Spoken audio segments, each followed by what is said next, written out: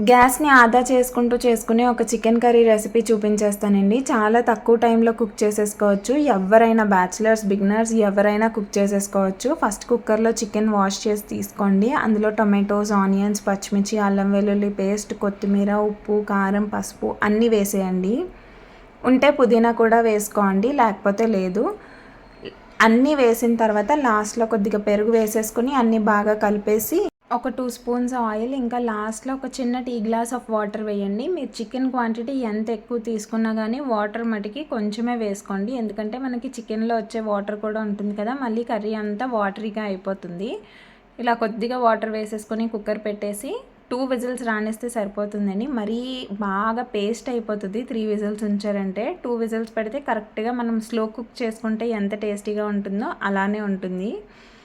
Cooker lid తీసేసిన తర్వాత chicken masala వేసేసుకొని 2 మినిట్స్ ఉంచుకుంటే మన కర్రీ రెడీ అయిపోయినట్టే. ఒకసారి ట్రై చేసి చూడండి.